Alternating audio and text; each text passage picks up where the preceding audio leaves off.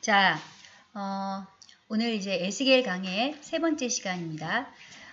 원래는 에스겔 강의 오늘로 이제 마지막을 하려고 했는데 뒷부분에 저희가 그 40장에서 48장까지 내용이 성전에 대한 부분이 나와요. 그래서 오늘은 25장에서 그 다음에 39장까지 열방에 대한 이야기들을 그냥 한 편으로 묶어서 강의를 하고, 그 다음에 이제 40장에서 48장까지 이어지는 성전의 부분은 에스겔서에서 가장 난해한 부분이기도 하고 또 이제 어려운 부분이어서 좀 더 연구가 필요해서 시간을 따로 할애하도록 그렇게 하겠습니다. 자, 에스겔서에 오늘 그 분량이 굉장히 많은데 이게 배경에 대한 부분은 제가 2강에서 1강과 2강에서 걸쳐서 설명을 드렸기 때문에 여러분들이 이제 그 강의들을 참조하도록 하시고, 가장 중요한 건 에스겔이 2차 바벨론 침공 때 포로로 잡혀와서 그때부터 사역을 하게 됐다. 포로 공동체에서 사역을 하게 됐다. 그래서 지난번에 에스겔의 아내의 죽음과 예루살렘 포위되는 사건까지 BC 589년에서 또 586년 사이에 있었던 일이죠. 예, 그때 일을 중심으로 설명을 드렸어요. 자, 이제 예레미야의 그 예언과 에스겔의 예언을 이제 비교를 하는데, 자, 지금부터 나오는 그 열방에 대한 이야기를 한번 잘 보세요. 자, 열방이 한마디로 말하면 이 나라 저 나라 다 이스라엘 주변에 있는 나라들이 망한다. 한마디로 말하면 그거예요. 근데 망하는데 이 열방이 망하는 것은 사실은 이스라엘한테는 희소식이에요. 왜요? 이스라엘을 괴롭혔던 나라들이 망한다는 것은 이스라엘의 회복을 의미하기 때문에. 그런데 이 부분에 대해서 예언을 한데 예레미야서와 그리고 에스겔서가 약간 달라요. 예레미야서에서는 보시다시피 바벨론에 대한 멸망에 대한 예언이 있죠. 그리고 다메섹에 대한 예언이 나와요. 오늘날의 시리아에 해당한다고 했죠. 근데 에스겔의 예언에서는 바벨론이 없어요. 자, 왜 그럴까요? 지금 에스겔이 말씀을 전하는 포로 공동체는, 바벨론 공동체는 지금 포로 공동체란 말이에요. 그러니까 포로로 잡혀와 있는 상태에서 바벨론이 멸망한다는 얘기를 하기가 어려웠다. 그래서 그것을 곡이나 다른 걸로 바꿔서 표현했다. 간접적으로 표현했다. 이런 설도 있고, 아니다. 이것은 별개의 문제고 어떤 다른 이유에 의해서 바벨론의 멸망에 대해서는 하지 않았다. 여기에 다메섹에 대한 멸망도 빠져요. 자, 그래서 그 에스겔과 예레미야의 예언 사이의 차이점을 여러분들이 아시고요. 이와 같이 이제 바벨론에 의해서 주변의 이스라엘 국가들이, 주변의 국가들이 다 멸망한다라는 것이 오늘 이제 이야기의 핵심이죠. 자, 에스겔 25장을 봅시다. 이제 암몬 족속이 나오는데, 암몬은 누구의 후예죠? 롯이죠. 창세기에서 아브라함의 조카 롯이 부정한 그 후손을 낳게 되죠. 딸들과 관계해서 암몬과 모압이죠. 근데 이렇게 만들어진 족속인 암몬과 모압 족속은 두고두고 이스라엘을 괴롭히죠. 계속해서 괴롭히는데 그 괴롭히는 이 암몬 족속이 유다가 멸망할 때 옆에서 박수치면서 아 좋다 했다는 거예요. 이게 이제 3절 말씀이죠. 그래서 하나님께서 25장 7절에 너를 만민 중에서 끊어버리겠다. 누구를? 암몬 족속을.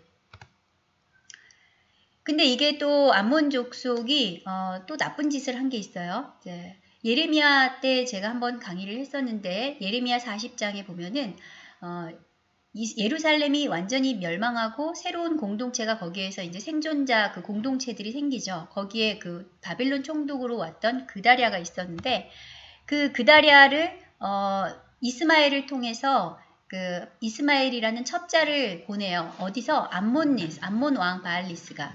그래서 보내서 그다랴를 암살시키고 그걸로 인해서 이스라엘의 그 유다 공동체가 위험에 처해지고 그 때문에 결국은 사람들이 도망을 가게 되죠. 애굽으로 도피를 하게 되죠.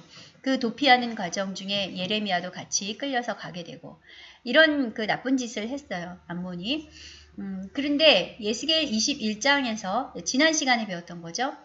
바벨론이 이제 암몬을 먼저 칠까 유다를 먼저 칠까 지도를 놓고서는 표시를 하는 장면이 나오는데 거기에서 누구를 먼저 하기로 했다. 점괘가 나왔다.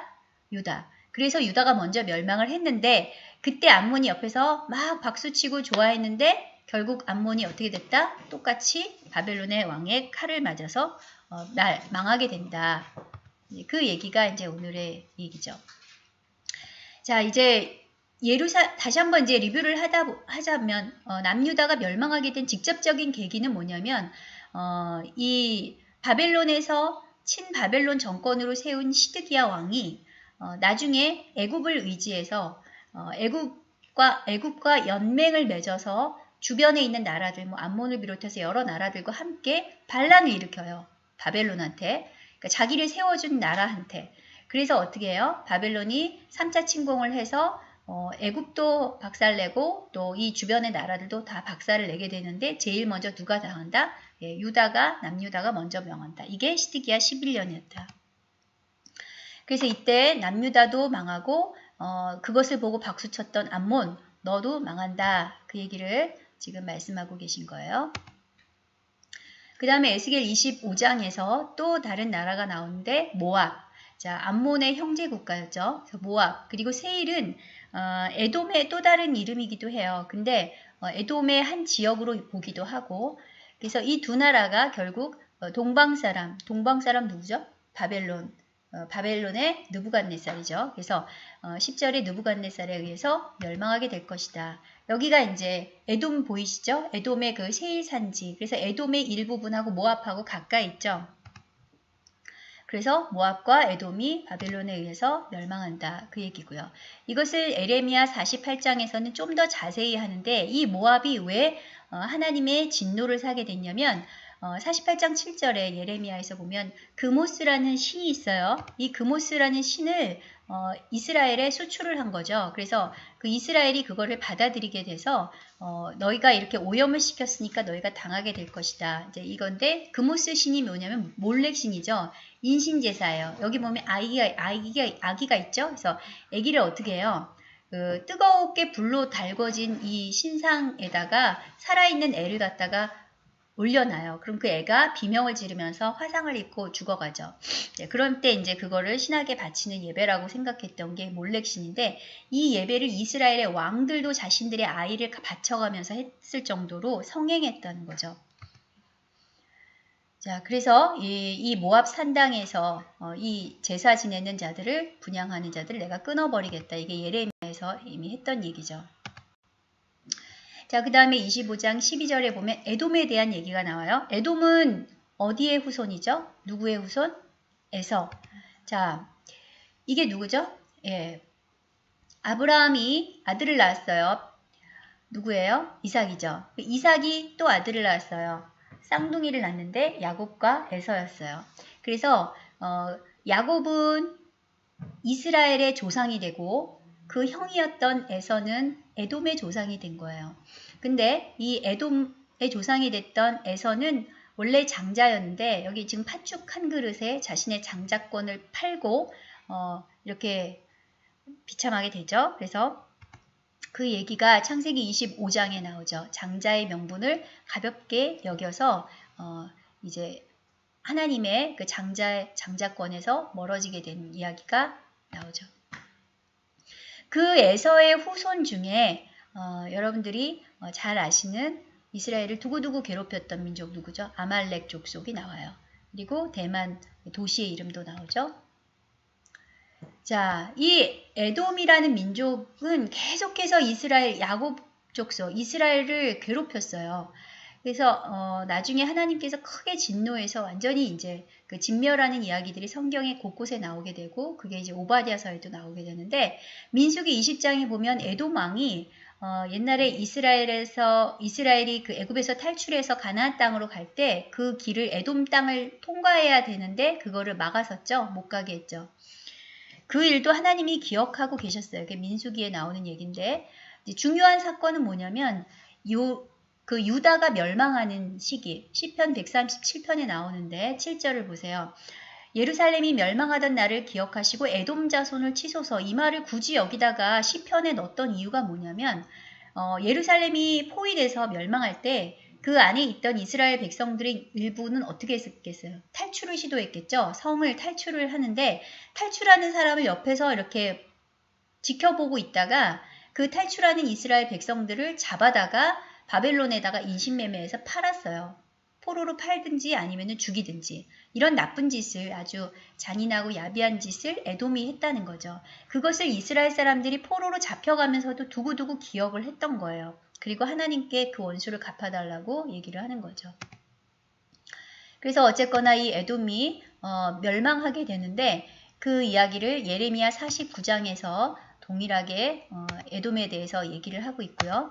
그 에돔은 결국은 어떻게 되냐면 BC 5세기경에 바벨론에 의해서도 멸망을 하고 그리고 나중에 나바테안 왕국이라고 해서 지금의 그 베두인족의 그 조상 같은 그런 왕국 족속이 있는데 그 나바테안 왕국에 의해서 완전히 이제 진멸을 하게 돼요.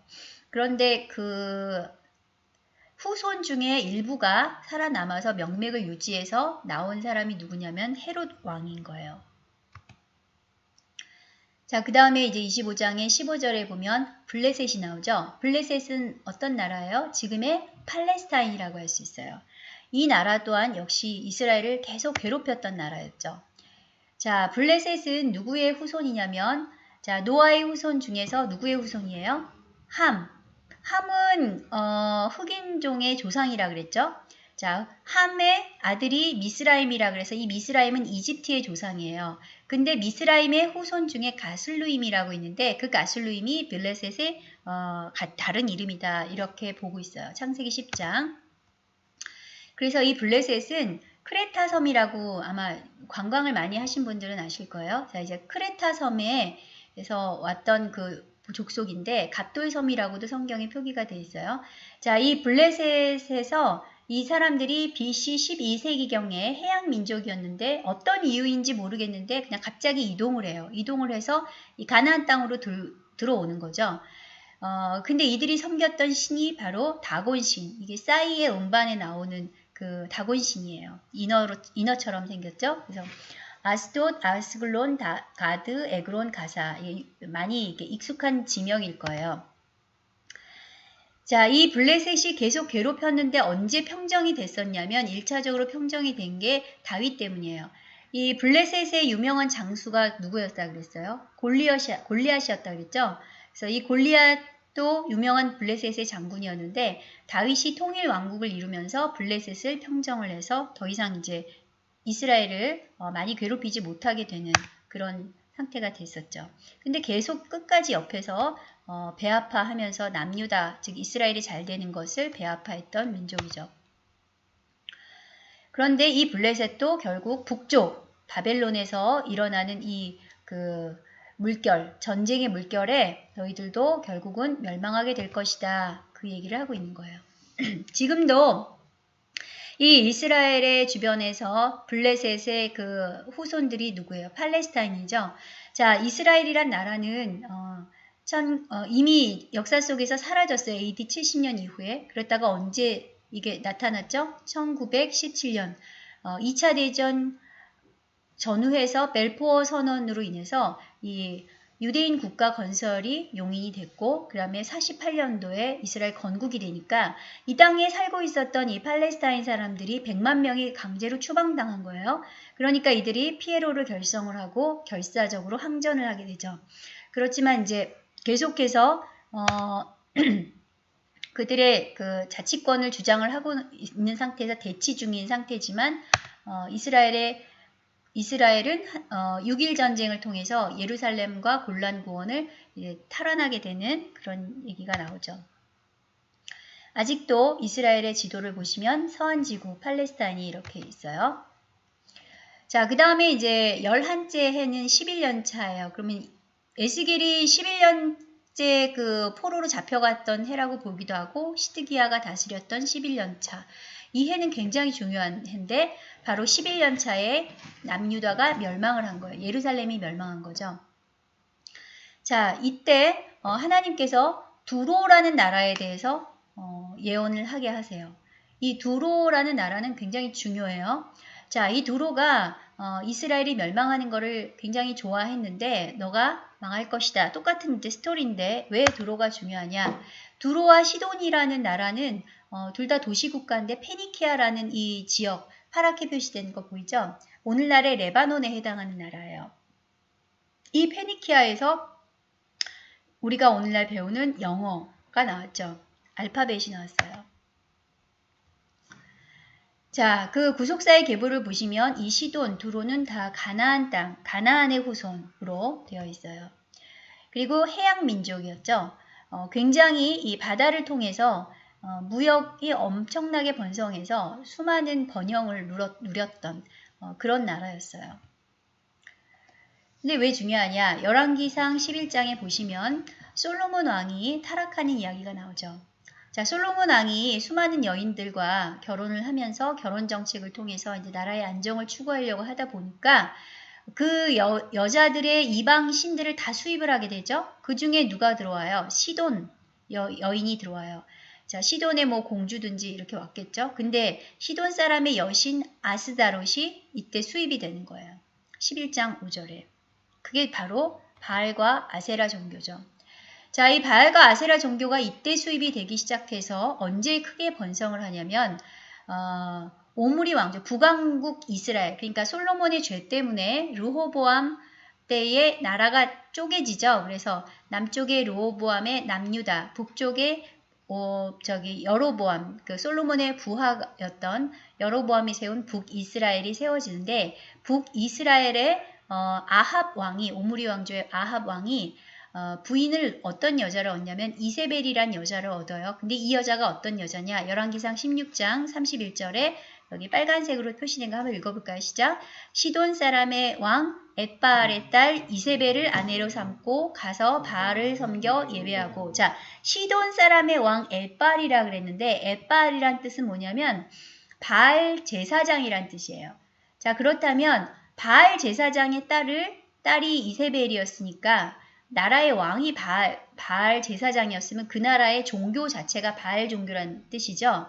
근데 그 딸은 바알 신의 여사제 중에서 가장 높은 급이었겠죠. 그 딸이 여왕이 된 거, 왕비가 돼서 북이스라엘에 시집을 온 거예요. 그럼 와서 제일 먼저 뭘 했겠어요? 네, 바알과 아세라 종교를 전 국가적인 종교로 만들어 놨겠죠. 그래서 점점 그것을 나라를 오염을 시켰는데 거기서 끝난 게 아니라 자기 딸을 남유다에 시집을 보내 아달랴 공주를. 그래서 남쪽 유다까지 결국 바알과 아세라 종교에 오염이 되게 되죠. 자, 이런 그 근원지가 바로 두로와 시돈이었다는 거예요. 이 두로와 시돈은 해상 무역을 통해서 돈을 벌었던 나라였다고 얘기를 했죠. 경제적으로 굉장히 부강한 나라여서 어느 정도로 그랬냐면 저 요빠라고 이 요나가 도망갔던 자리죠. 여기에서 다시스까지, 스페인의 다시스까지 도망을 갔다 그랬는데 그 바로 위가 이제 두로 시돈이에요. 그런데 거기에서 여기까지 무역을 할 정도였으니까 4,000km의 그 무역을 할 정도였으니까 그 당시에 굉장한 나라였죠. 전 세계적으로 이제 배가 가는 곳이라면 어디든지 갔던 나라였죠. 이 달시스는 이 다시스, 그래서 이게 스페인 쪽은 야벳의 후손, 백인종의 후손이라는 뜻이에요. 자, 그래서 이 나라들조차도 결국은 예레미야서 47장에서 말하는 대로 북쪽에서 일어나는 물결, 즉 바벨론의 침공을 받아서 멸망할 것이다. 그리고 실제 이것이 이루어지게 되죠. 에스겔서 26장 7절에는 그것이 바벨론의 느부갓네살 왕이다라고 명시를 분명하게 하고 있죠. 이 두로가 보시면은 26장 16절에 두로가 멸망할 때 바다의 모든 왕이 그 보좌에서 내려서 조복을 벗으며 슬퍼하는 장면이 나와요. 왜 그럴까요? 자, 두로가 워낙에 해상 무역을 많이 했기 때문에 두로한테 다른 나라들이 서로 거래를 했으면은 서로 채권도 교류를 했겠죠. 그러면 어떻게 됐을까요? 받을 돈이 많이 있었겠죠. 다른 무역했던 나라들이. 근데 두로가 하루아침에 망하면은 그 나라들도 같이 지금 경제적으로 링크가 돼 있으니까 망할 거 아니에요. 그래서 슬퍼하는 장면이 나오는데 이게 요한계시록에 나오는 장면하고도 상당히 유사해요. 그래서 두로가 멸망하는 장면은 에스겔 26장에서 28장에 걸쳐서 나타나는데 이것은 마치 그 배가 무너지는 것과 유사하게 그렇게 이미지가 형성이 돼 있어요. 자, 왜 이렇게 두로와 시돈에 대해서 얘기를 했을까요? 하나님께서. 자, 이스라엘 백성들이 이 시기는 이스라엘의 남유다가 멸망하는 시기라 그랬죠. 풍전등화에서 하루아침에 멸망하는 그 때예요. 그 시즌에 이 이스라엘 백성들은 그 상황에서 두로와 제일 부러워했던 나라가 애굽이었어요. 자, 두로에 대해서는 어떻게 자기 나라와 비슷하게 작은 나라인데 그렇게 큰 무역을 해서 돈을 벌고 저렇게 번영하고 잘 살고 그렇게 생각하고 있던 차에 하나님께서 그 두로가 어떻게 멸망하는지를 보여주시는 거예요. 수많은 나라들과 이렇게 호화찬란한 것들을 사치품들을 이렇게 교류를 하지만 그러나 이 두로가 멸망하는 것을 너희들이 보고 그 나라를 의지하지 말아라. 유다도 역시 마찬가지로 27장 17절에 보면은 이 두로와 거래를 했었다는 거죠. 그래서 두로와 거래했던 나라들 이렇게 지금 보시면은 구속사 계보에서 창세기 나오는 그 조상들의 그것을 보시면 대충 이 나라가 위치가 어디쯤에 있는지가 나오는 거예요. 그래서 엘람 하면 오늘날의 이란, 아수르 하면 오늘날의 이라크, 룻 하면 오늘날의 리비아 그쪽으로 보고 있고요. 그리고 아람 하면 시리아, 예. 도갈마 하면은 터키고요. 그 다음에 이제 두발이나 메섹 하면은 그루지아나 또 이쪽에 어디죠? 아르메니아, 예, 그쪽이에요. 자, 하여간 이렇게 지금 형성이 돼 있다. 예. 자, 그래서 이 동풍이 자 27장 26절에 보면 동풍이 바다 가운데에서 너를 무찔렀도다. 이 동풍은 바로 바벨론의 전쟁의 바람을 이야기를 하고 있죠. 자, 그래서 이 에스겔 27장에서도 계속해서 두로가 멸망하는 것, 바다에서 멸망하는 것들을 강조를 하고 있고요. 실제로 어떻게 멸망을 했냐? 첫 번째는 느부갓네살 2세에 의해서 침공을 당해서 멸망을 하고요. 두 번째는 여기 아하수에라고 나오는데 이 사람이 누구냐면 에스더의 남편이에요. 이때 페르시아, 바사가 제일 큰 영토를 차지하게 되는데 이 아하수에로도 역시 두로를 BC 343년에 침공을 하게 되죠. 근데 완전히 멸망하게 되는 거는 사실상 알렉산더 대왕 때예요. BC 332년이라고 되어 있는데 얼마나 처참하게 당하냐면 이 두로는 사실 그 해상 무역을 했던 나라로 이 육지와 바다, 섬에 같이 나라가 이렇게 분리가 돼 있었어요. 그래서 육지에서 문제가 생기면 해상으로 도망가고 해상에서 문제가 생기면 육지로 도망가고 뭐 이런 식으로 했었는데 그래서 침공하기가 참 어려웠는데 해상으로 섬으로 도망간 사람들을 알렉산더가 어떤 지혜를 짰냐면 그 육지에 있는 그 두로의 성들을 다 부신 다음에 그 돌을 가지고 다리를 놔요. 그래서 그 섬까지 다리를 놔서 끝내 침공에 들어가서 섬에 있는 2,000명을 전부 십자가형으로 죽이고 3만 명을 노예로 다 팔아버려요. 아예 그냥 완전히 전멸을 시켜버리죠. 자, 그렇게 해서 이 에스겔서의 예언이 성취가 되는 것을 역사 속에서 우리가 알 수가 있습니다. 자, 그런데 이제 28장에 가서 좀 다른 이야기가 나와요. 자, 두로 왕은 두로 왕 인간인데요. 이 인간이 자기가 신처럼 이제 행동을 하는 얘기가 28장 2절에 나와요. 근데 이게 그냥 과대망상이어서 그런 게 아니라 28장 12절부터 보시면은 이 내용이 이게 사람한테 하는 내용이 아닌 것을 알 수가 있어요. 자, 너가 옛적에 하나님의 동산 에덴에 있었고 에덴을 지키는 케루빔이었다. 케루빔이 뭐예요? 자, 얘죠? 예, 저기 날개 달린 천사. 그런데 네가 이런 케루빔이었는데 너가 교만해서 마침내 그 자리에서 불의가 드러났고 그래서 하나님의 산에서 쫓겨났다. 이 얘기를 보면 이건 완전히 루시퍼 얘기죠. 자, 근데 루시퍼 얘기인데 루시퍼 얘기를 누구한테 지금 하고 있는 거예요? 두로 왕한테 하고 있는 거예요. 그렇다면 우리가 추정해 볼 수 있는 것은 두로왕이라는 분명히 인간은 맞아요. 그런데 그 인간 뒤에서 이 두로라는 나라를 통해서 전 세계의 그 악령 숭배, 뭐 바알 숭배든 아세라 숭배든, 자, 이러한 것들을 주도했던 그 신은 루시퍼 내지는 그 그룹이었다는 거죠. 그것과 유사한 어떤 케루빔이었을 것이라는 거죠. 타락한 천사. 그 사단의 그룹에 있는 그런 존재가, 악한 영의 존재가 뒤에서 조종을 했고, 그것에 대해서 하나님께서 심판을 하실 때 인간 두로, 왕과 두로라는 나라만 심판하는 것이 아니라 그 뒤에서 조종했던 신들도 같이 심판을 하는 이야기가 에스겔 28장이다. 그렇게 보시면 조금 이해가 될 것 같아요. 그래서 이제 시돈도 두로와 마찬가지니까 그냥 하나로 보시면 되시고요.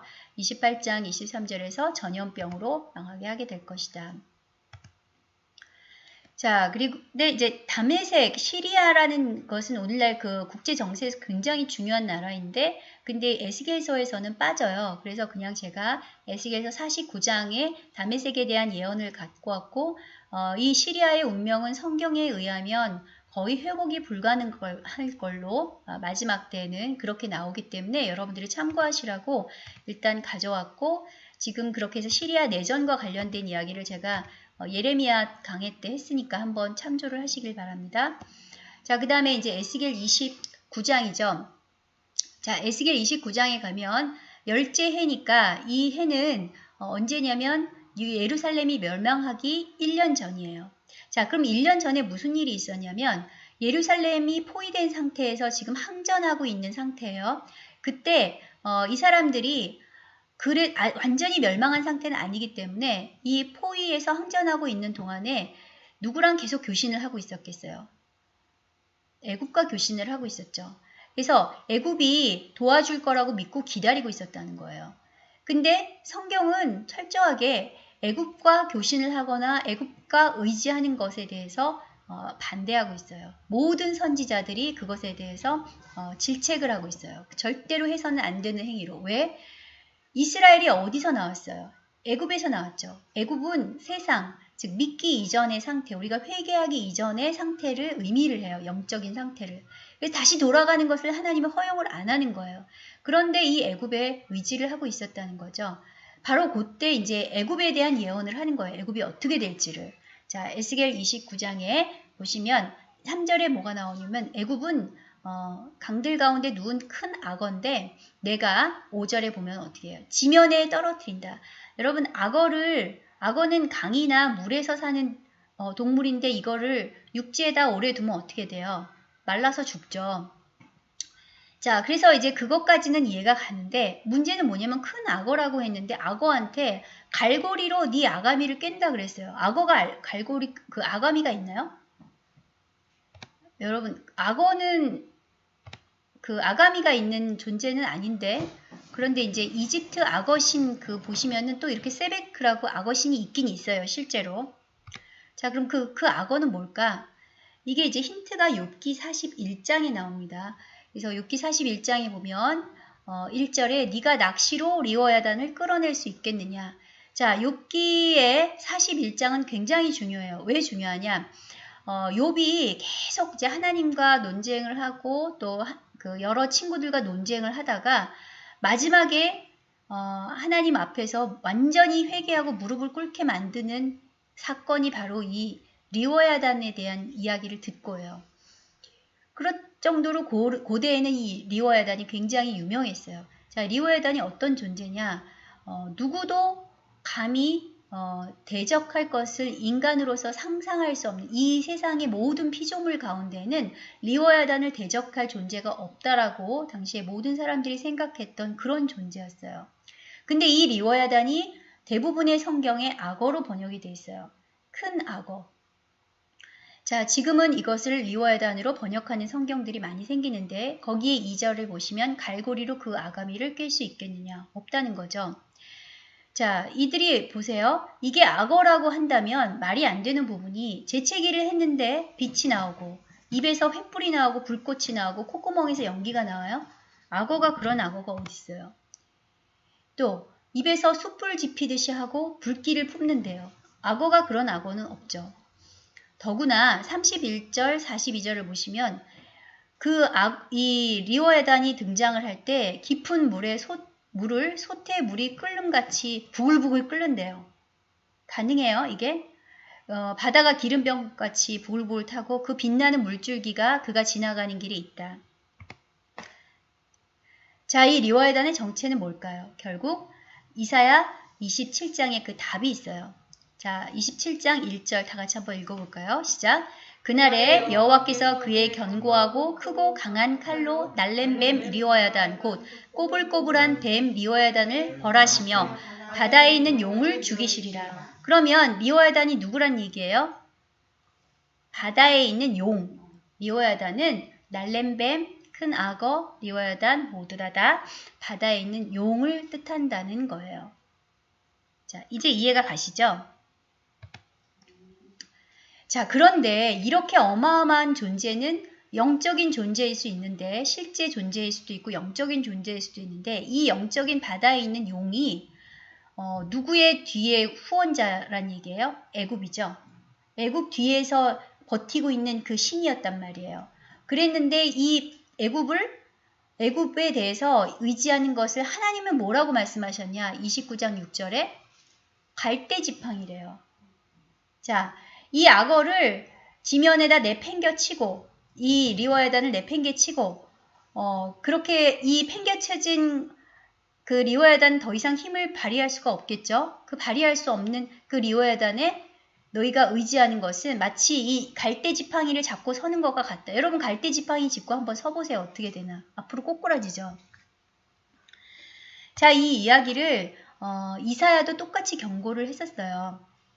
자, 그런데 이사야가 애굽에 대해서 경고를 했던 때는 훨씬 오래전이었는데 그 당시에 어떤 사건이 있었냐면 히스기야 왕 때 아수르 왕이 사네립이 대군을 이끌고 유다를 침공하는 사건이 있었죠.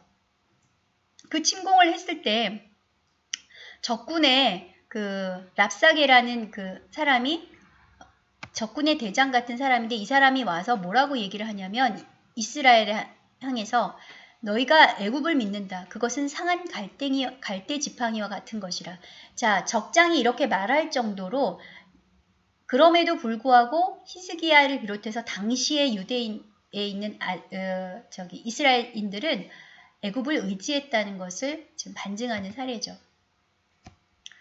자, 그래서 예레미야의 예언에서 애굽에 대해서 예언이 나온 것은 이제 46장에서 똑같이 그 애굽이 망하게 될 것을 예언을 하는데 구체적으로 나오는데 그것은 바벨론의 느부갓네살 왕에게 패해서 망하게 될 것이다 라는 것을 아주 구체적으로 명시를 하죠. 그래서 갈그미스 전투에서 패하고 그 다음에 또 패하게 되는 것들 한 번으로 망한 게 아니에요. 자, 이 46장 예레미야 46장에서 20절에 북으로부터 오는 쇠파리 때는 바벨론 군대를 말하죠. 바벨론 군대에 의해서 이 애굽이 멸망을 당하는데 처음 침공은 이스라엘이 멸망하기 전에 한번 침공을 당해요. 자, 이스라엘을 도우러 가다가 그때 이제 당하게 되죠. 그게 이제 587년도에 있었고요. 그리고 나중에 또 한번 침공을 당해요. 그래서 결국은 완전히 일어나지 못할 정도로 애굽이 망하게 되죠. 에스겔 29장에 계속해서 이제 이 애굽이 망하는 이야기들을 얘기를 하고 그렇게 했는데 그럼에도 불구하고 애굽으로 도피했던 그 유다 사람들 이쪽으로 피난을 갔던 유다 사람들 예레미야가 어디서 죽냐면 바드로스에서 죽어요. 이게 이제 애굽의 도시들인데요. 이 경로를 그대로 바벨론 느부갓네살 왕이 침공해 들어와서 멸하는 그런 장면들이 나와요. 그게 이제 에스겔 29장에 나오는데 27째 해니까 이미 이제 유다는 멸망을 하고 한 16년 정도가 지난 상태에서 나온 예언이에요. 그렇기 때문에 29장 21절에 한 뿔이라고 나오는 건 뭐냐면 자, 이제 너희들이 그렇게 의지하는 부러워하는 두로도 망하고 그렇게 의지하는 애굽도 망했다. 그러면 너희들이 이제 누구를 의지를 해야 되느냐? 너희들 가운데 내가 한 뿔이 돋아나게 하겠다. 왕이에요. 진짜 왕을 보내겠다. 누구예요? 예수 그리스도죠. 자, 그래서 애굽은 568년, BC 568년도에 그 도시들이 완전히 격파가 돼서 30장 44절에 보면은 그 터가 헐린다 그랬죠. 애굽에 우리 성을 세울 때 그 밑에 기둥의 그 터예요. 터까지 완전히 없어지는 그런 참혹한 그 상태가 되죠. 그리고 애굽과 그 관계를 맺었던 연맹했던 나라들, 뭐 구스나 뭐 이런 나라들도 다 같이 망하게 돼요. 자, 그리고 30장 25절을 보면 하나님께서 명확하게 내가 바벨론 왕의 팔은 들어주고 바로의 팔은 내려드릴 것이다. 자, 하나님이 순서가 있는데 누구부터 치겠다? 애굽부터 치겠다. 바벨론 왕이 이 패권 다툼에서 이긴다는 거예요. 자, 우리가 미국과 중국의 그 패권 다툼이 지금 현재 일어나고 있죠. 자, 이 당시에도 바벨론과 이 이집트의 패권 다툼이 있었는데 하나님은 분명히 말씀하셨어요. 바벨론이 이긴다. 그러니까 너희들은 바벨론 편에 들어라. 애굽의 편을 들면 너희들이 같이 망할 것이다. 분명히 경고했는데 이스라엘 백성들은 끝까지 말을 안 들었죠. 자, 에스겔 31장에 이제 그 또 11째 해니까 이때는 언제라 그랬어요? 남유다가 멸망하는 해라고 말씀을 분명히 드렸죠. 예루살렘 멸망하는 해. 자, 이때 무슨 얘기를 하냐면 하나님이 환상을 보여주시는 거예요. 자, 아수르라는 나라도 멸망을 했죠, 이미. 근데 그 아수르란 나라는 마치 이렇게 그 레바논에 아주 나무들이 이렇게 여러 나무가 있는데 그 중에 혼자서 높이 솟은 백향목 같이 아름답고 큰 나무였다. 그런데 이 아수르가 어떻게 됐다? 네, 망했다. 망해서 그 지하로 내려갔다는 얘기는 결국 그 지옥으로 떨어졌다는 얘기예요. 근데 여러 가지 에덴에 있던 나무들, 성경에서 나무는 사람을 상징을 해요. 근데 이 사람들이 전부 지하로 떨어졌는데 지금 바로와 그의 군대, 애굽이 이와 같은 운명이다라는 것을 에스겔 31장에서 계속 말씀하고 계신 거예요. 자, 이제 그 얘기가 어떻게 되는지 이해가 가시겠죠? 자, 그 다음에 18절, 31장 18절이 그 말씀이고요. 그래서 계속 지금 굉장히 오랜 여러 장을 애굽에 대한 이야기로 지금 할애하고 있다는 것을 기억을 해두셔야 돼요. 이렇게 하나님이 애굽, 우리가 믿기 이전의 상태에 의지하는 것을 싫어하신다. 기억하시고요. 애굽은 바다 가운데 큰 악어라. 아까 제가 설명드렸던 거 하나님께서 멸하신다는 얘기를 했고요. 그것은 바벨론을 통해서 먼저 멸하게 할 것이다. 네. 자, 그 다음에 그것처럼 엘람이라는 운명, 엘람이라는 나라, 그 엘람은 이란에 해당하는 그 나라라 그랬죠. 근데 엘람도 역시 그 할례 받지 못하고 죽임당해서 지하에 내려간 자, 한마디로 말하면 지옥 가는 자. 그 다음에 메섹과 두발, 32장 26절, 여기도 역시 할례 받지 못하고 칼에 죽임당한 자, 한마디로 말해서 지옥 가는 자. 이렇게 보시면 되세요. 그래서 이제 엘람의 운명, 두발, 메섹의 운명이 어떻게 되는지. 자, 보세요. 그들의 운명을 보시면은 다들 그 위에 꼭대기를 보시면은 믿음의 조상 누가 있어요? 노아가 있죠. 그런데 아무리 자기 할아버지가 노아였다고 할지라도 자신들의 그 믿음을 끝까지 지키지 못하면 그 후손들은 어디로 간다? 지옥으로 간다. 조상과 상관이 없어요. 이거를 여러분들이 꼭 기억을 하셔야 될 것 같아요. 자, 오늘날에 그 이스라엘 주변에 그 포진한 그 나라들의 상태를 한번 여러분들이 먼저 보시고 그 다음에 이제 다음을 진행을 할게요. 그래서 예레미야 예언에서 있었던 그 이야기들이 똑같이 에스겔에서 진행이 되고 있고, 자, 그래서 이제 33장으로 다음 장 이제 넘어갈게요.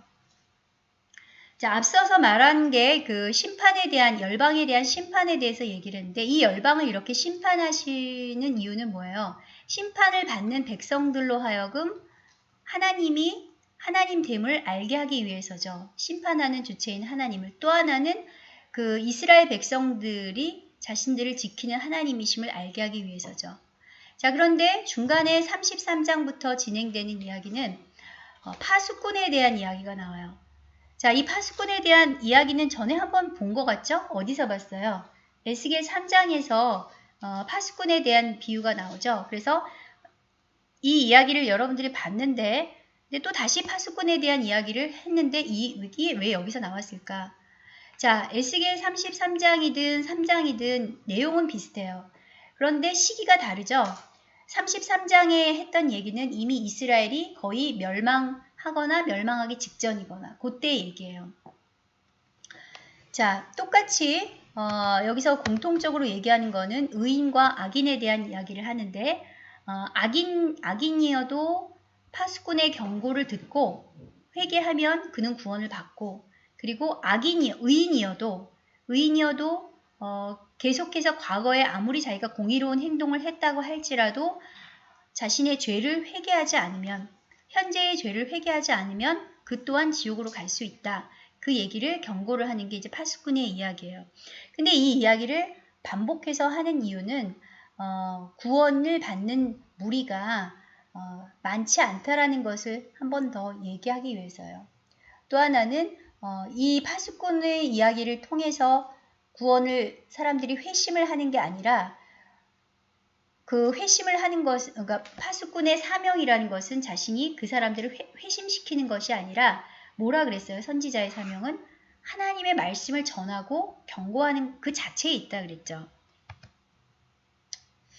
그래서 악인에 대해서 돌이키고 돌이키라. 그 의인 또한 역시 범죄하는 날에는 그 의로 말미암아 살지 못하리라 명확하게 이야기를 하고 있어요. 자, 또 하나 이렇게 이야기를 계속하는 이유가 있었어요. 그게 뭐였냐면요. 자, 이스라엘에 지금 그 남아있는 생존자들이 있죠. 유다 땅에. 아직 포로로 잡혀가지 않고 남아있는 자들이 있었어요.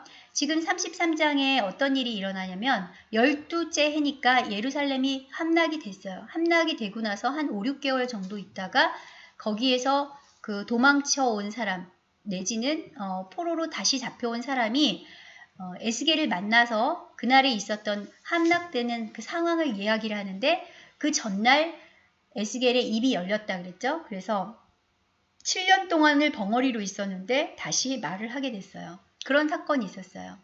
그런데 이때 이제 그 알게 된 이야기가 에스겔이 보니까 유다 땅에 있는 남아있는 사람들은 어떤 생각을 갖냐면 자신들이 의롭기 때문에 남아있다라고 생각을 했던 거예요.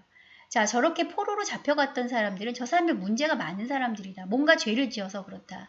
자신들은 의롭기 때문에 남아있다라고 생각을 했던 거예요. 그 부분에 대해서 이제 에스겔이 잠잠하지 않고 이야기를 하는 거예요. 자, 이 남아있던 사람들이 또 하나는 뭐가 있냐면 자, 이제 이 사람들이 포로로 다른 사람들이 잡혀갔으니까 잡혀갔던 그 부동산은 누구께 되는 거예요? 남아있는 예루살렘 그 유민들의 재산이 된다고 생각을 한 거죠. 그래서 이제 이 기회에 내가 한몫 잡고 부자가 되겠다 이런 생각을 했던 거예요. 자기가 드디어 이제 하나님으로부터 보상을 받았다. 의롭기 때문에. 그런 자들에게 33장 25절에서 에스겔이 경고를 하는 거예요. 자, 니들이 어떤 짓을 했어? 니들이 고기를 핏째 먹었다. 율법을 어겼다는 얘기죠. 율법 어기고 하나님 율법을 우습게 보고 우상 숭배를 하고 억울한 피를 흘렸지. 그런 주제에 너희가 그 땅이 너희의 기업이 부동산이 다 너희들의 것이 될 거라고 생각해? 착각하지 마. 그 얘기를 하는 거죠. 그리고 실제로 그대로 칼과 전염병으로 그들이 남은 사람들이 죽게 되죠. 자, 이렇게 무시한 이야기를 하고 있는데 그 이야기를 듣는 사람들이 어떻게 지금 에스겔한테 반응하는지를 보세요. 참 기가 막힌 반응이 나오는데 31절에서 32절까지 보면은 뭐냐면 에스겔 선지자님 말씀을 듣고 보니까 정말 은혜로워요. 우리 선지자님은 왜 이렇게 목소리도 좋고 얼굴도 잘생겼고 노래도 잘하시고 너무 사랑스러워요. 이러고 막 거의 연예인 보듯이 한 거예요. 엔터테인먼트 보듯이 한 거예요. 기가 막히죠? 지금 에스겔이 이 이야기를 하는 이유는 뭐예요? 에스겔의 인기를 위해서 하는 것이 아니라 듣고 행해서 고치라는 거예요. 그래서 지옥 가지 말라고 얘기를 하는 건데 그런데 듣는 사람들은 어떻게 반응을 하고 있어요? 에스겔을 마치 놀이개처럼 하나의 뭐 가수를 보듯이 또는 공연을 보듯이 말씀을 들었던 거예요. 그리고 하나도 행동의 변화는 없었던 거죠.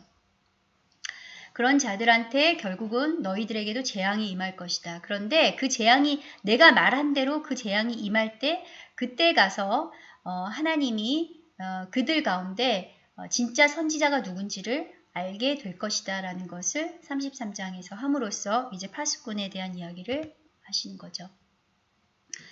자, 33장에서 파수꾼에 대한 이야기를 다시 한번 반복을 하시고 34장에 가서는 이제 또 지도자들, 목자들에 대해서 얘기를 하는데 목자들은 어떤 목자들이냐면 여기서 말하는 목자들은 지도자들, 왕들, 정치인들 또는 종교 지도자들을 말을 하는 거예요. 자, 이 지도자들에 대해서 하나님께서 지금 굉장히 분노를 가지고 계시는데요. 자, 이제 너희들을 내가 목자라고 세워놨는데 우리 트럼프가 하는 말처럼 fired, 너 해고야 이거예요. 이제 너 이제 해고야. 34장 10절에 보면 이제 내가 직접 내 양떼를 내가 관리할 거다. 내가 너희들 손에서 찾겠다. 그리고 내가 친히 내 양의 목자가 되겠다.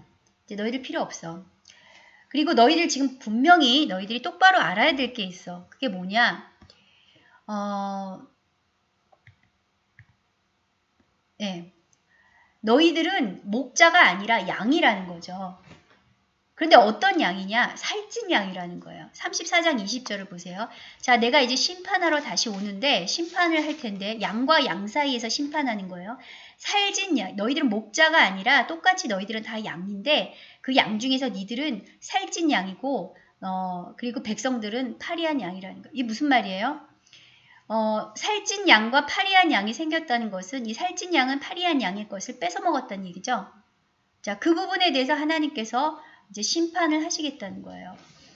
그 하나님이 이 목자, 우리가 목자라고 해서 뭐 사랑과 이런 것만 생각하시면 안 돼요. 심판하는 이미지로 분명히 34장 23절에 등장하고 그것이 다윗, 제2의 다윗으로 등장을 해요. 내종 다윗. 이해 가시죠? 그래서 왕으로 오시는 그 예수 그리스도에 대해서 예표를 하고 있고 34장 25절에 그래서 화평의 언약을 내가 그들과 맺고 악한 짐승을 그 땅에서 그치게 해서 이제 진정한 평화를 가져오겠다. 이 화평의 언약이에요. 자, 이 화평의 언약이 어디에서 맺어졌어요? 여러분, 바로 십자가죠. 갈보리 십자가 언덕에서 이 화평의 언약이 맺어진 거예요. 자, 우리가 진정한 평화를 얻으려면 어떻게 해야 돼요? 평화를 위협하는 불안의 요소가 되는 악을 진멸할 때 진정한 평화가 얻어지겠죠. 그러면 그 진멸하고 제거하는 과정이 필요하죠. 그것은 전쟁을 통해서만 얻어지는 거예요. 그래서 그 전쟁을 통해서 악한 짐승들을 다 그치게 하고 악한 살찐 양들, 악한 목자들을 다 그치게 했을 때 진정한 평화가 그 땅 가운데 찾아온다. 그리고 그것은 내가 보낼 메시아 예수 그리스도를 통해서 너에게 이루어질 것이다. 그 이야기를 예언을 하고 계신 거죠. 자, 그 다음에 35장에 그 에돔에 대한 이야기가 다시 나오는데 세일 사는 에돔이에요. 그래서 이 이야기는 아까 제가 에돔에 대해서 얘기를 했기 때문에 반복하지 않고 여러분들 한번 다시 그 리뷰를 보시면 될 것 같아요. 그리고 36장에도 에돔에 대한 얘기가 잠깐 나오다가 36장에서 중요하게 볼 부분은 18절인데요. 이스라엘 족속들에 대해서 하나님께서 말씀하실 때 너희들은 큰 죄를 지었는데 그 죄를 두 가지 방향으로 정리를 하신 거예요. 그게 뭐냐면 하나는 억울한 피, 무죄한 피를 땅에 쏟았다는 것이고 하나는 우상 숭배를 했다는 거예요. 그것 때문에 너희들이 이 땅에서 나라에서 전 세계로 난민으로 흩어지게 되고 전쟁을 겪게 됐다. 그 얘기예요. 나라가 없어지게 됐다는 거죠. 그때에 이것을 보시면 십계명과 일치하죠. 자, 십계명의 그 정신은 뭐예요? 하나는 하나님 사랑, 하나는 이웃 사랑. 하나님과의 언약, 이웃과의 언약. 자, 그래서 피를 쏟았다는 것은 이웃에 대한 죄를 지은 것이고 우상을 섬겼다는 것은 하나님에 대한 죄를 지었다는 거죠.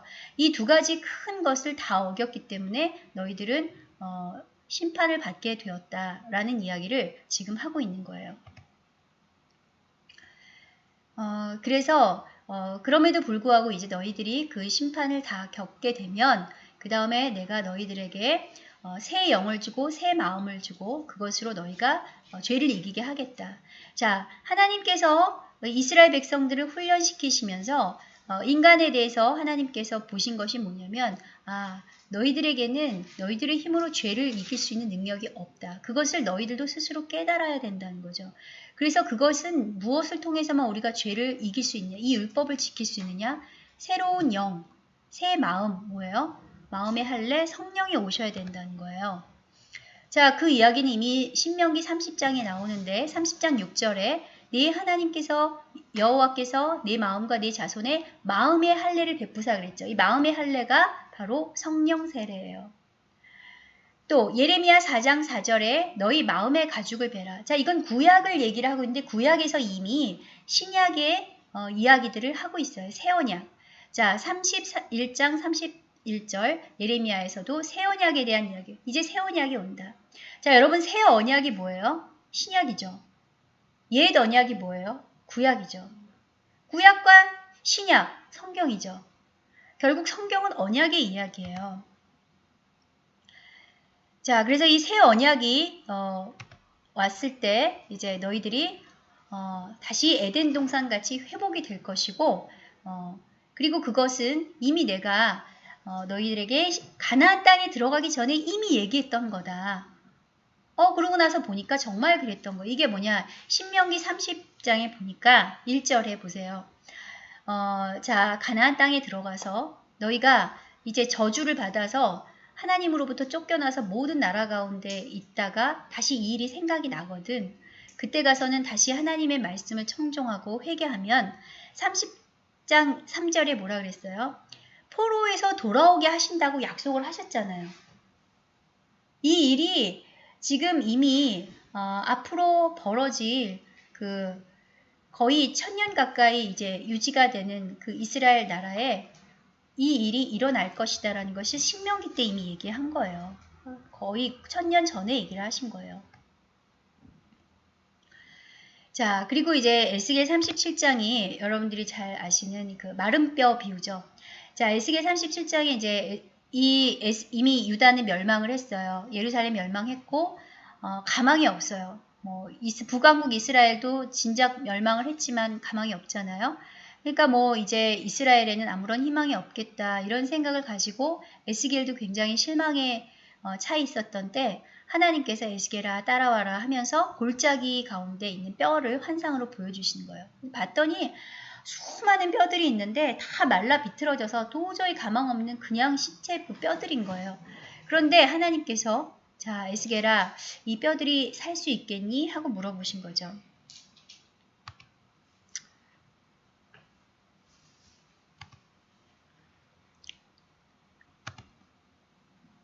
자, 그때 하나님 그것은 하나님만 아십니다. 그렇게 대답을 하고 에스겔을 통해서 하나님께서 뭐라 하냐면은 내가 시키는 대로 해. 그래서 그 명령을 따라서 에스겔이 대언을 했더니 그 뼈들이 붙기 시작해요. 생기가 사방에서 와서 살아나서 하나의 큰 군대가 되는 거예요. 엄청나게 놀랐겠죠. 자, 그런데 여기서 중요한 게 뭐냐면 이 에스겔 37장 9절에 있는 이야기를 보고 많은 그 사람들이 이걸 믿는 신자들의 부활로 해석을 하는데 그거 잘못된 해석이에요. 왜 그러냐면 문자 그대로 37장 11절에 뭐라고 돼 있어요? 이 뼈들이 뭐라 그랬어요? 이스라엘 온 족속이라 그랬죠. 분명히 이스라엘 사람들이에요. 이 본문은 이스라엘에 적용이 되는 본문이에요. 이스라엘은 이미 망해서 다시는 가망이 없고 지도상에서 없어진 민족이고 사라진 나라예요. 그런데 이 나라가 다시 그 땅 가운데 군대가 되고 고국 땅으로 돌아오는 역사가 실제로 일어날 거다라는 것을 예언을 하고 있는 거예요. 영적으로도 마찬가지고. 그러면서 37장 17절에 막대기 환상을 하나 더 보여주시는데 자, 이 막대기를 에스겔한테 보여주세요. 하나는 유다 막대기고 하나는 북이스라엘 막대기예요. 요셉이라고 쓰여서 그 막대기를 두 개를 손으로 잡고 자, 이걸 하나가 되게 하라 이거예요. 네 손에서 하나가 되게 하라. 이 이야기는 뭐냐면 이것처럼 지금 이스라엘이 아예 없어진 나라인데 그런데 예전처럼 갈라지기 전에 번영했던 나라처럼 다시 한 나라가 되고 한 임금이 통치하는 나라가 될 것이다. 이게 언약을 하신 거예요. 이스라엘 백성과. 자, 하나님이 약속을 분명히 하셨어요. 그런데 문제는 뭐냐? 이것을 이스라엘로 해석을 하지 않고 그냥 믿는 자들로 해석을 하다가 어디까지 가냐? WCC나 종교통합에서 카톨릭과 개신교의 하나됨으로 이렇게 해석을 해서 여기까지 배도의 물결이 가게 되는 거예요. 성경을 정확하게 해석을 하실 필요가 있죠. 자, 에스겔 37장에 자, 이 내종 다윗이 그들의 왕이 되리니 그들 모두에게 한 목자가 있을 것이다. 다윗이 다시 부활한다는 뜻이 아니라 다윗의 후손이자 다윗의 조상인 예수 그리스도를 의미해요. 자, 예수님이 다시 오셔서 직접 왕이 되실 것이고 그분이 너희들과 화평의 언약, 십자가 언약이죠. 영원한 언약을 세워서 너희들 가운데 성소를 세우고 영원히 그 처소가 지속이 되게 하겠다. 그 예언을 약속을 37장에서 하고 있는 거죠. 자, 그리고 38장이 굉장히 그 난해하고 어려운 본문이에요. 자, 38장부터는 이제 막 사람들이 들어가면 이제 에스겔서를 이제 놓기 시작해요. 이제 공부를 하다가도 여기서부터는 몰라 이거 너무 어려워하고 그냥 포기하게 되는 본문인데 여기에 대한 여러 가지 해석이 있는데 그 여러 가지 해석을 제가 한번 다 그냥 알려드릴게요. 자, 여기에 전쟁이 나와요. 여러 날 후 곧 말년, 즉 38장 8장에 있는 종말의 때에 있을 전쟁이 나오는데 여러분 아마겟돈 전쟁이라고 많이 들어보셨죠?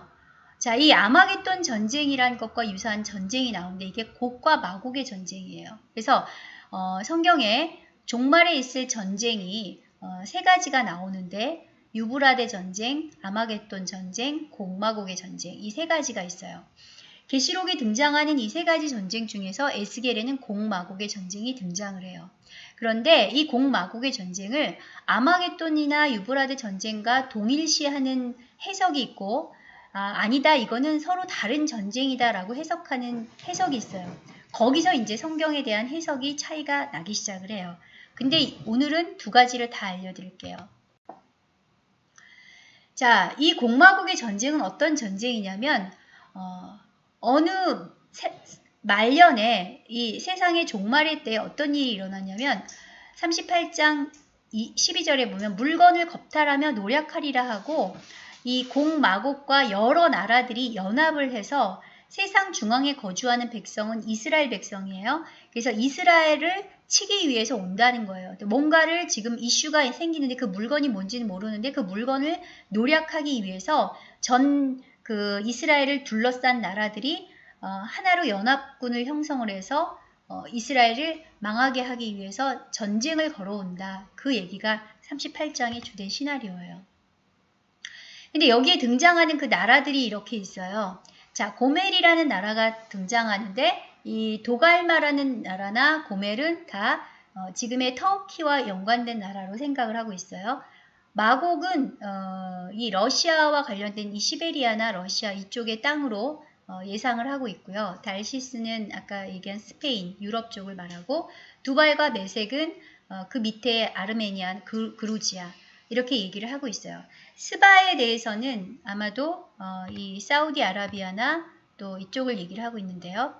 자, 지금 보시는 로스를 러시아로 해석하는 사람들이 많아요. 그리고 메색과 두발은 그 밑에 있는 나라들, 아제르바이잔이나 뭐 아르메니아, 그 다음에 뭐 그루지아 이쪽에 있는 나라들로 해석을 하고 도갈마 고벨은 이 터키 쪽에 있죠. 이 나라들이 연합을 해서 지금 어디로 오고 있다? 이스라엘을 공격한다는 얘기예요. 그런데 이때 또 공격해서 같이 끼어들어서 같이 하는 연합군을 형성하는 게 바사, 페르시아, 오늘날의 이란이죠. 그리고 붓이라는 나라가 있고 또 룻이라는 나라도 있고 구스라는 나라도 있는데 일단 여기서는 붓과 구스가 나오고 드단이라 스바는 사우디아라비아 쪽을 말하는 거예요. 자, 근데 어느 한 시점에서 이 나라들이 갑자기 연합을 해서 이스라엘을 공격하게 되는데 지금 보면은 둘러싸고 있는 나라들을 여러분들이 보시고 정확하게 이 나라가 이 나라다라고 우리가 얘기를 할 수는 없지만 그 지역에 있는 어떤 나라가 이런 일들이 벌어질 수 있다라는 거예요. 자, 2016년 7월 16일. 자, 이 지금부터 하는 해석은 뭐냐면 공마곡의 전쟁이 아마겟돈이나 유브라데 전쟁과 같은 전쟁이다라고 보는 사람들의 해석이에요. 그 사람들은 지금 어떻게 보고 있냐면 지금 현재 벌어지고 있는 이런 것들, 즉 이 터키와 러시아와 그 다음에 이란의 그 연합 전선이 형성이 되고 있다라는 거예요. 그래서 2016년 7월 16일 날에 터키의 쿠데타가 발발했는데 이거 장기 집권 때문에 발발한 거예요. 그런데 그게 실패를 했어요. 그래서 장기 집권이 더 가능하게 되고 이 에르도안 대통령이 재선에 성공을 하게 되죠. 근데 원래 이 터키의 대통령인 에르도안이 원래 미국과 좀 친한 편이었는데 갑자기 최근에 들어서 아주 갈등 관계에 들어서게 되죠. 극도의 갈등 관계에 들어서게 되는 게 이제 브런슨 목사라는 이 사람이 미국 목사인데 여기 와서 간첩 행위를 했다는 거예요. 그런데 사실은 이 미국의 이 쿠데타의 배후 세력으로 지목하는 옆에 그 페트라 굴렌이라는 그 할아버지 있죠? 저 옆에 저 사람이 미국에 지금 망명 중인데 이 사람과 이 브런슨 목사가 연계가 돼 있다라고 보고 이 사람을 구금을 하고 이제 풀어주질 않는 거예요. 그래서 거기에 대해서 미국 도널드 트럼프는 보복 조치를 경고하고 계속 거기에 대해서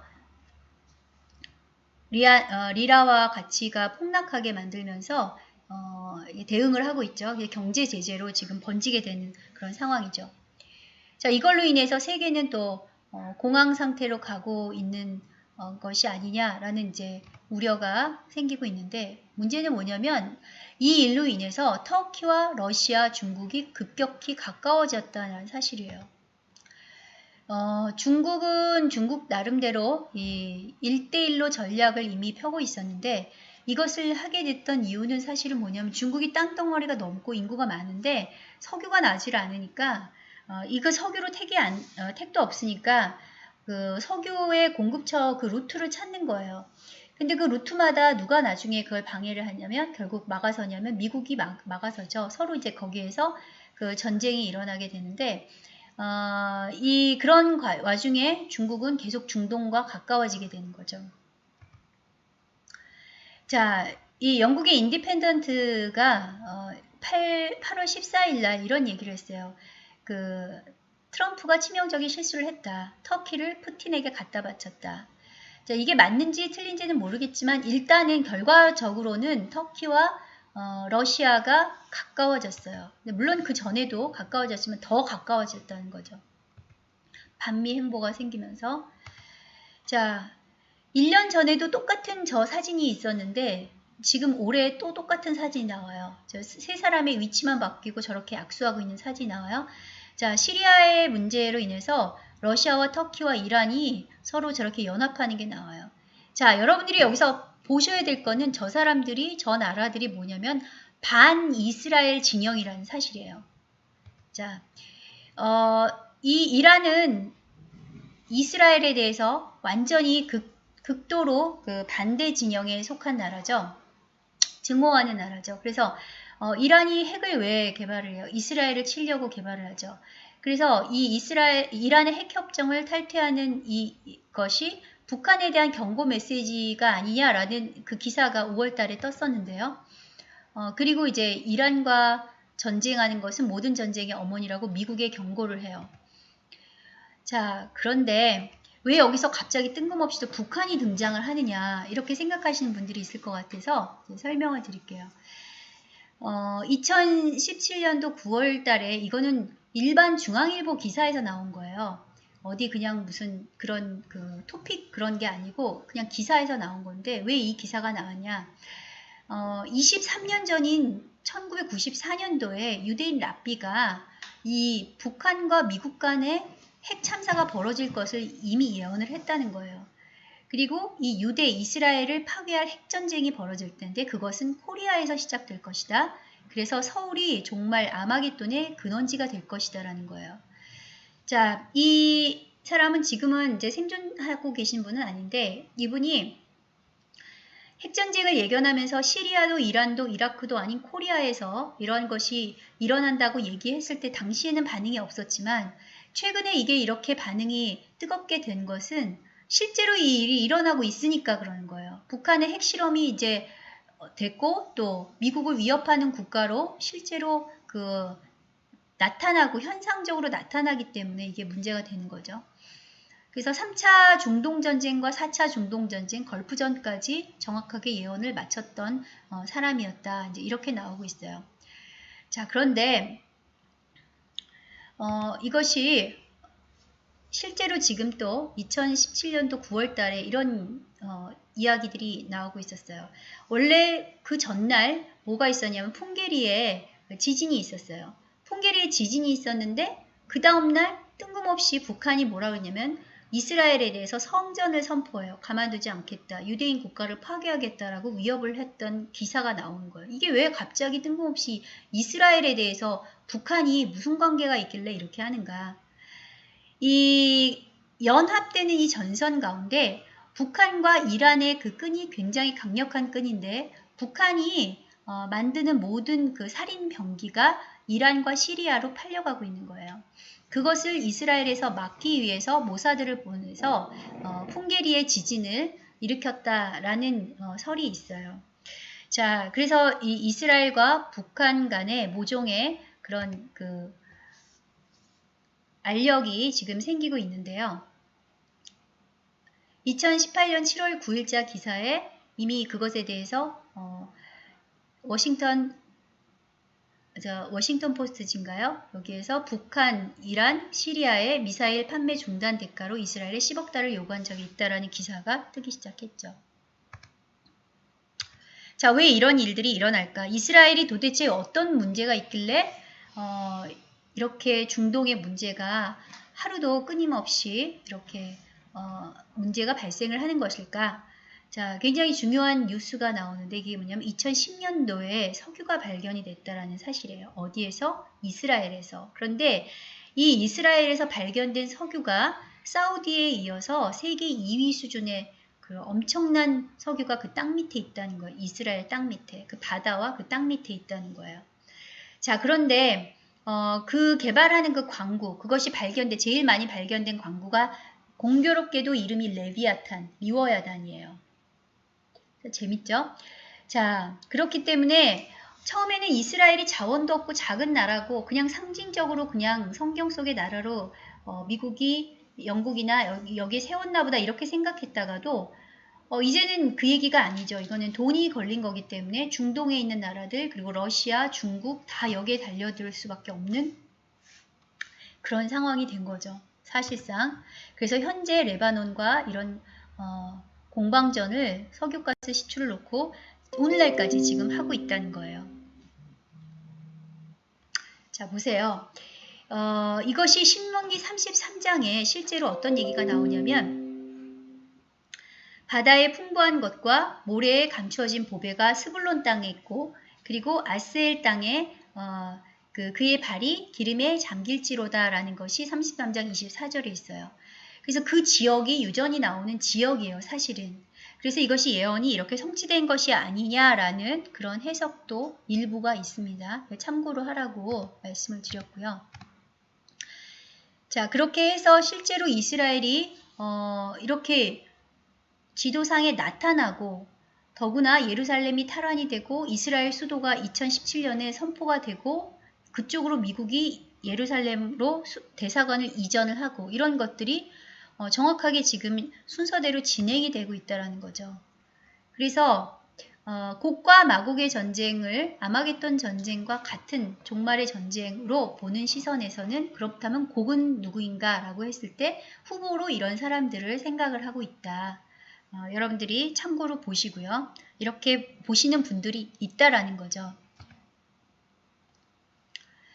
자, 그래서 이 석유 문제를 가지고 결국 이스라엘을 공격하게 되는 마지막 전쟁이 일어날 거다. 핵전쟁이 일어날 거다. 이제 그런 얘기가 있고요. 그런데 또 다른 시선은 뭐냐면 그것이 아니다. 여기서 말하는 마곡의 전쟁은 천년왕국 요한계시록처럼 아예 끝날, 이 세상의 완전한 끝날에 일어나는 전쟁이다라고 보는 해석이 있어요. 왜 끝날이라고 얘기를 했기 때문에. 그래서 그날에 어떤 일이 일어나냐면 38장 19절에 큰 지진이 일어난다는 거예요.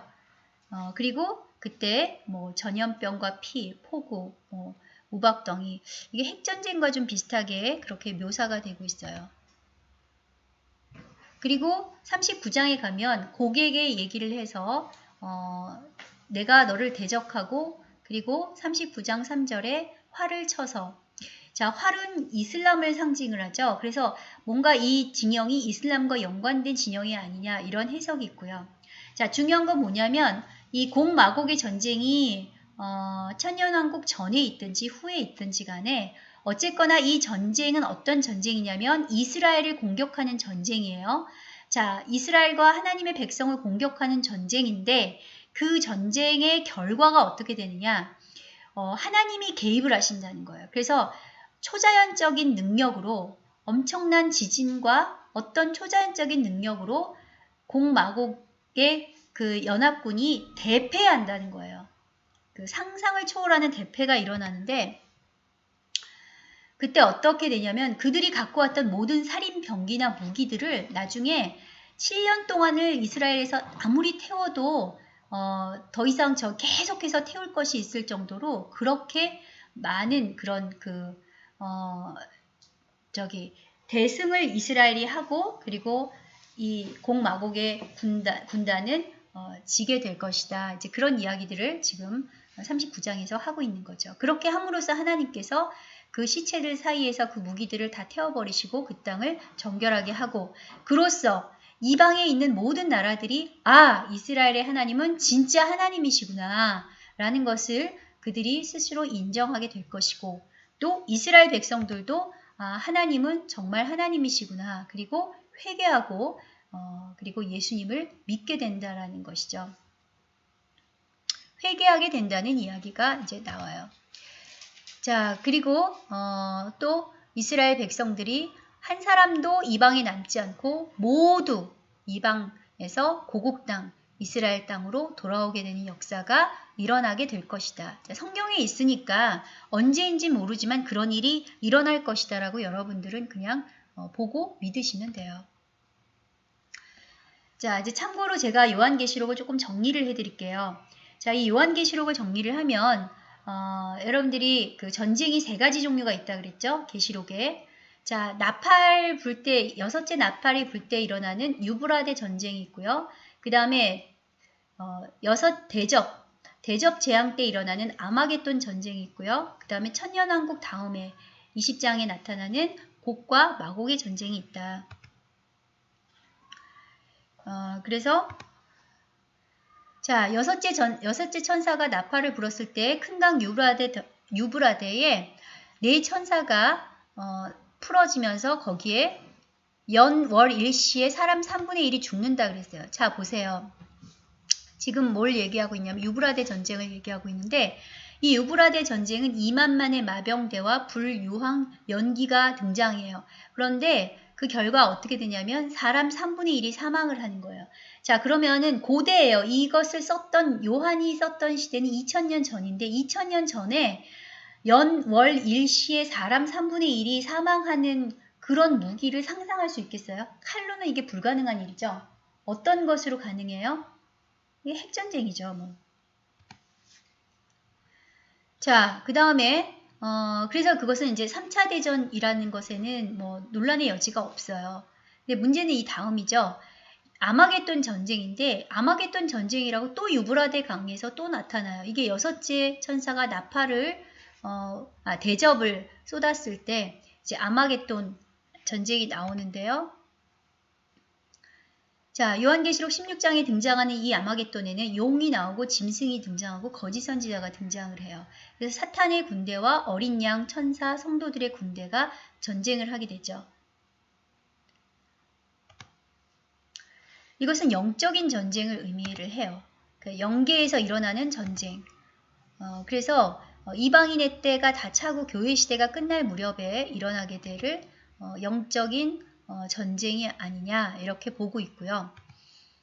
자, 그 다음에 이제 곡마곡의 전쟁을 아까 앞선 아마겟돈 전쟁과 같은 전쟁으로 볼 것이냐 다른 전쟁으로 볼 것이냐 해서 여기서는 지금 일단 다른 전쟁으로 보는 시각을 제가 설명을 하는 거예요. 아까 앞에서는 설명을 했으니까. 자, 다른 전쟁으로 보는 시각은 일단 구성원들이 틀려요. 여기서는 사탄의 군대가 용과 곡과 마곡 군대예요. 여기는 짐승과 거짓 선지자가 등장을 하지 않죠. 그쵸? 그리고 천년왕국 성도들의 진과 사랑하시는 성이 등장을 해요.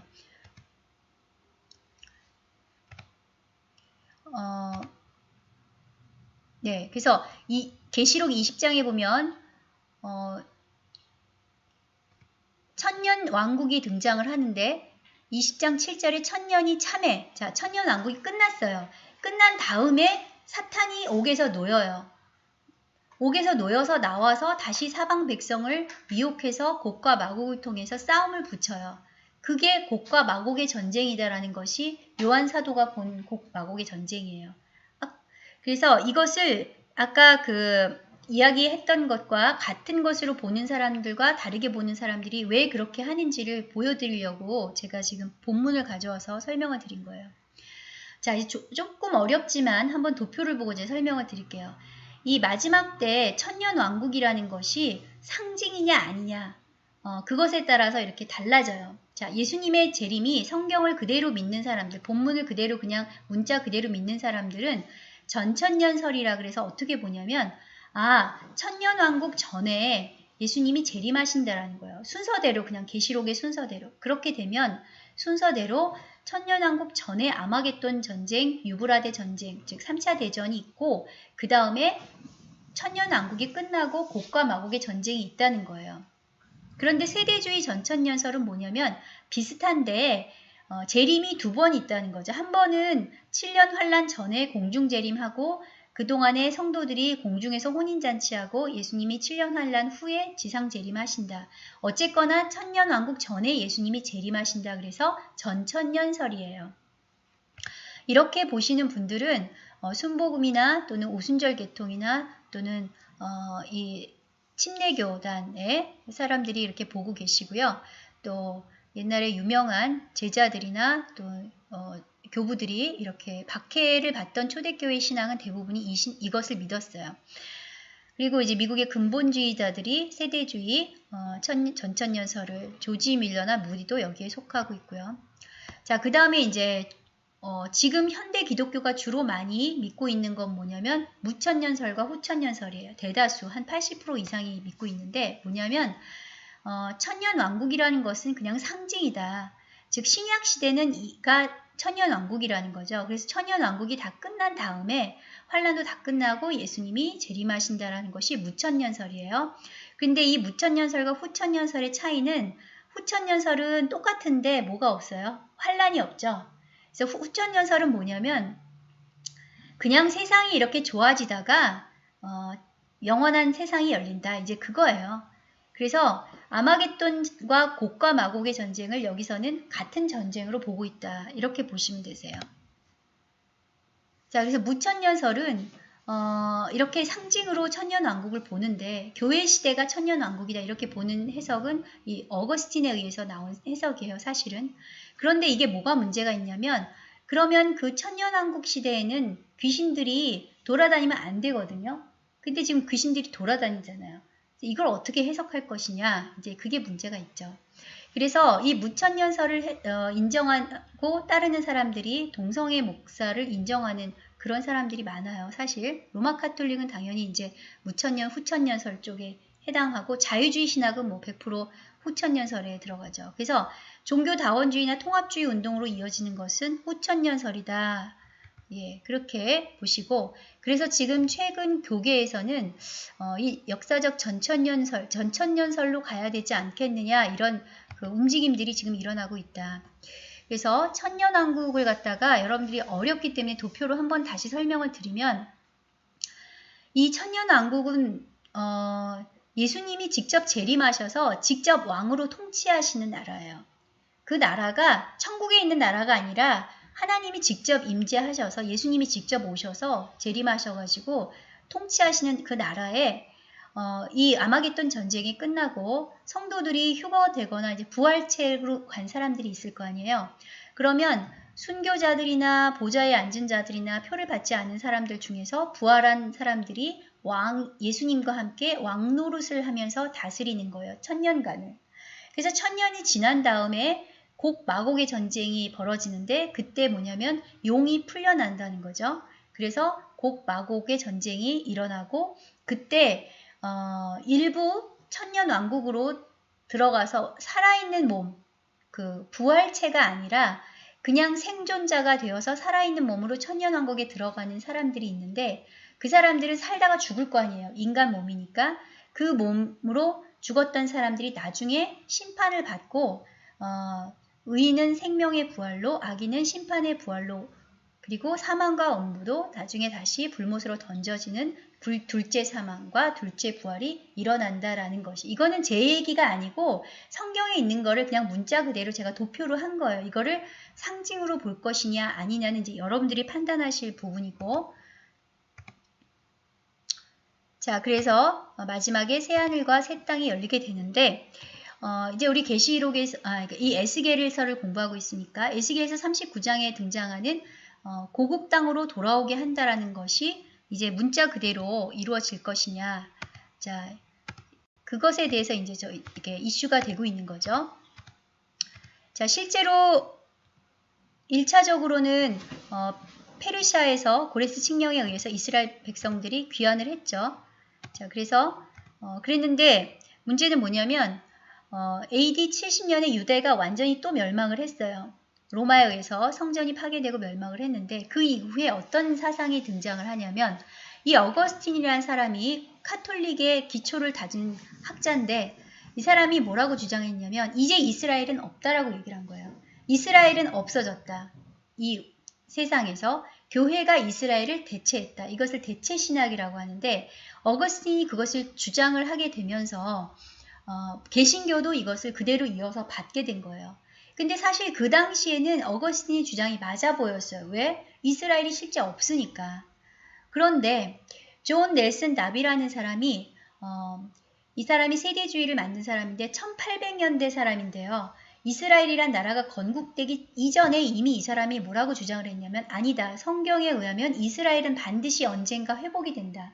주님이 오실 때가 가까울수록 이스라엘이란 나라가 역사 속에 반드시 등장할 것이다 라고 주장을 했어요. 그런데 그것이 정확하게 이루어졌죠. 그래서 1948년에 이스라엘이 역사 속에서 2차 대전 이후에 등장을 했고 그래서 영토를 가진 국가로 등장을 함으로써 수많은 이스라엘인들이 해외에서 고국 땅으로 돌아오게 되죠. 이게 고토기환이라 그래요. 얄리아 운동이라고 하는데 이것이 마태복음 24장에 무화과 나무의 비유를 배우라 그 가지가 연하여지고 잎사귀를 내면 인자가 가까이 그 문 앞에 이른 줄 알라라고 하셨어요. 이게 무슨 뜻이냐면 무화과 나무는 이스라엘을 얘기해요. 이 이스라엘의 민족이 가장 완악한데 이 이스라엘 민족이 회개하고 예수님을 믿고 메시아를 받아들이게 되면 예수님을 받아들이게 되면 그때가 바로 종말의 때다라는 것을 예수님이 직접 말씀하신 거예요. 그리고 그런 일들이 지금 일어나고 있죠. 자, 하나님의 언약, 커버넌트라고 그랬죠. 성경은 아까 말씀드린 대로 언약의 책이에요. 옛 언약, 구약과 새 언약, 신약으로 이루어진 것이 바로 성경이죠. 성경이 이렇게 진리일 수밖에 없는 것은 바로 영원하고 불변하는 신 하나님께서 직접 자신의 이름과 그리고 권위를 걸고서 그 백성들에게 하신 일방적인 언약이기 때문이죠. 처음에 하신 언약이 에덴의 언약이었어요. 인간이 죄를 짓자 그 죄를 지었을 때 인간을 구원하시기 위해서 창세기 3장 15절에 여자의 후손을 보내겠다고 약속을 하셨죠. 그 에덴의 언약을 지키기 위해서 이 인류가 엄청나게 죄를 지어서 다 쓸어버리는 홍수 심판 이후에 창세기 9장에 뭐라 그랬어요? 내가 홍수로는 다시 멸하지 않겠다 얘기하셨어요. 그리고 무지개로 영원한 언약으로 세우셨단 말이에요. 하나님이 직접 무지개를 보시면서 몇 번이나 이제 참으신 거죠. 멸하려고 하다가 참아야지 이러셨던 거예요. 자, 왜? 여자의 후손이 와야 됐기 때문에. 자, 그런데 이것을 믿지 않았던 사람들이 누구였어요? 니므롯과 그 일당이죠. 하나님은 다시 홍수로 우리를 심판하실 거라고 생각을 해서 바벨탑 운동을 했고, 그것 때문에 우리가 지금 영어 배우면서 이 고생을 해야 되는 거죠. 자, 창세기 12장에 가서 하나님께서 이스라엘 백성, 여자의 후손이 오게 만들 그런 한 민족을 선택을 하신단 말이에요. 제사장 나라를 선택하시는 그 아브라함을 통해서 선택하시는 그 언약이 아브라함 언약이에요. 그래서 창세기 12장과 15장에 걸쳐서 아브라함과 언약을 맺으시죠.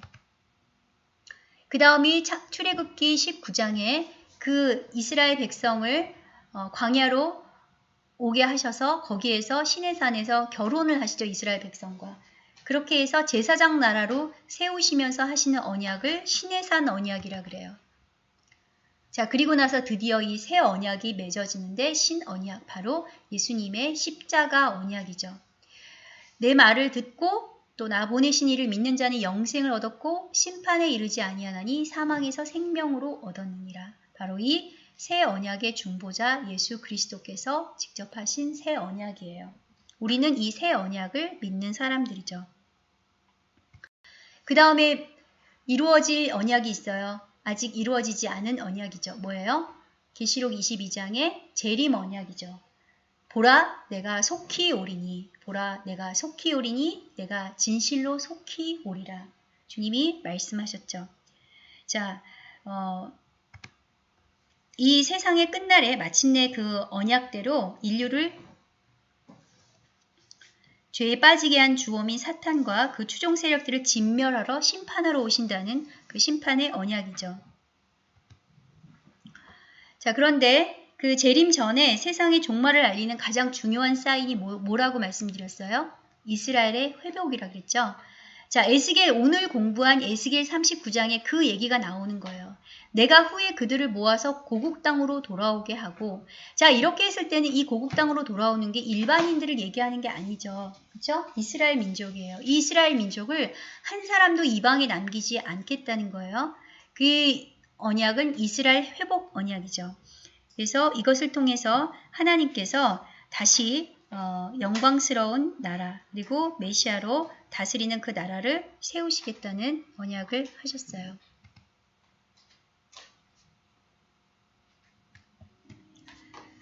자, 지난 그 2000년간 그 교회를 통해서 이방인 그 구원의 역사가 이제 거의 완성 단계에 이르고 있죠. 앞서서 우리가 살펴본 대로 AD 70년의 역사와 지도상에서 사라진 이스라엘이 무려 1900년 만에 건국돼서 실제 역사와 지도상에서 다시 출현함으로써 이제 그 약속이 실제 성취가 되고 있어요. 무슨 뜻이죠? 주님의 재림이 임박했다는 뜻입니다. 내가 여호와인 줄을 열국이 알리라. 그 뜻은 하나님이 여호와 언약을 지키시는 분이시라는 사실을 이스라엘뿐만 아니라 온 열방 민족이 알게 될 것이라는 말씀입니다.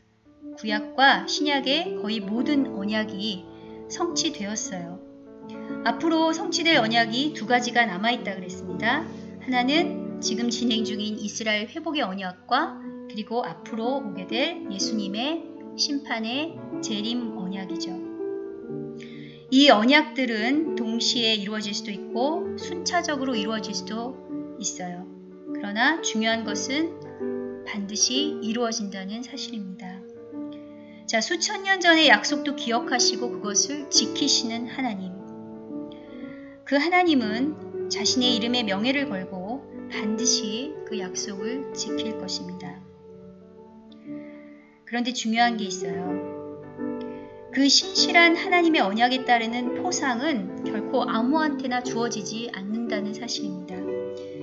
그것은 약속이 지연되고 절망적이고 암울한 상황에도 불구하고 끝까지 순종하고 믿음을 지키는 자들에게만 주어지는 상급입니다.